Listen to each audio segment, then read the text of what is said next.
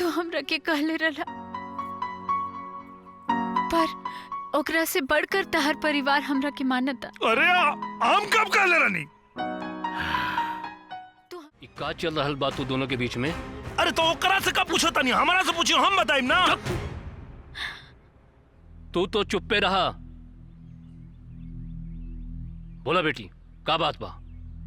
हम और विजय पिछला 2 साल से एक दूसरा से प्यार कर अरे और हमनी के बीच कोनो गलतफहमी हो गई। ओकरा बाद से ये हमरा से ना तो मिलने ना तो बात कैले। यही कारण से हम सोचनी कि ये घर में आके इनका से माफी मांग ली। अब पूछी कि हमरा से कौन गलती भइल। अरे गलती तो हमसे हो गई ले। ए भगवान, कितना झूठ बोलती है, पूरा ड्रामा कहानी बनाती है, ड्रामा करती है, ड्रामा। ड्रामा वो लोग करेला जौन झूठ बोलेला। हम झूठ नहीं बोलत, सच कहता नहीं। ऐसन पवित्र बात पवित्र मन रखे वाली लड़की ही बोल सकेली, और केहू ना। वाह ऊपर वाले। अरे नालायक, तो के शर्म ने खेलागत ऐसन लड़की के धोखा देत। आज तक अपन खानदान में ऐसन केहू ना कैलस। हम धोखा देता नहीं। देख ओकरा तरफ, इतना अच्छा लड़की के केहू घर से बाहर निकालेला। अरे विजय, तू काहे एकरा के रोवावेले? अरे कर आंसू देख के तू लोग बेवकूफ मत बना, फसावती है, झूठ बोलती है, कहानी का समझत लोग। अरे भाई साहब समझावा ना, तू समझावा यार। भाई साहब तू एकदम ठीक कहलो। अपना घर परिवार वालन के कैसे समझावल जा सकेला? अरे हम बताओ तनी का सबूत बा? इनकरा गले में अपन खानदानी जेवर बा। अब एकरा से बड़का सबूत का हो सकेला दादाजी?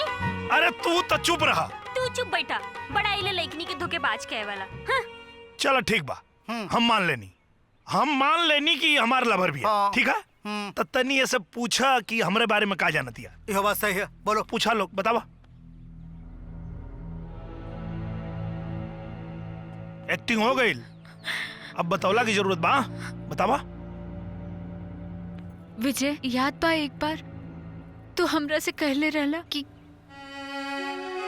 तहर परिवार हमरा के सर आंखों पे बिठा के रखी। हम कब कहले रहनी? और तहर माई तो हमरा के बेटी ऐसन मनी है।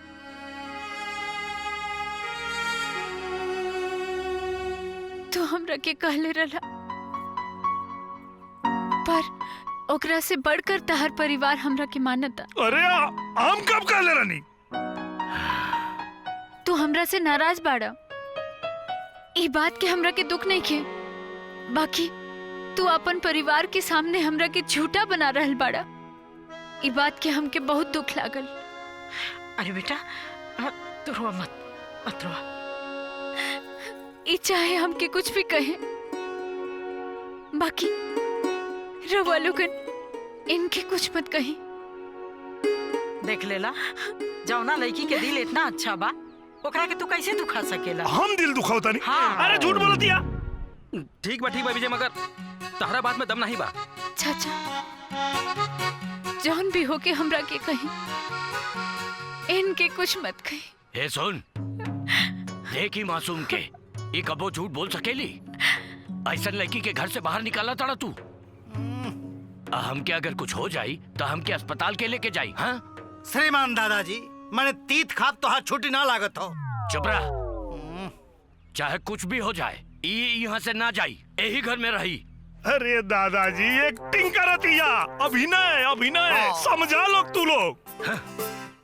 हाँ दादाजी, एक्टिंग अब खत्म हो गई, हम चाहता नहीं है। हाँ निकला। रुक जा बेटी, तो के घर से जाए की जरूरत नहीं के बाटे, तू यहीं रहा। जे आदमी अपन पुश्तैनी जेवर चुरा सकेला, ओकरा पे हम कैसे विश्वास कर सकेनी? ये झूठ बोल रहा बा कि सच, ये हम ना ही जानी ला, पर तोहरे बात में सच्चाई बा। बात सही है। भगवान, कोनो लड़की के शराब लेवे की हिम्मत हमरे में नहीं खे बाटे। विजय भी घर में तब्बे रह सकेला, जब ये लड़की से वो शादी करी तब ले कहीं और जाके रही, और ये हमार आखिरी फैसला बाटे। जा बेटी तू अंदर जा।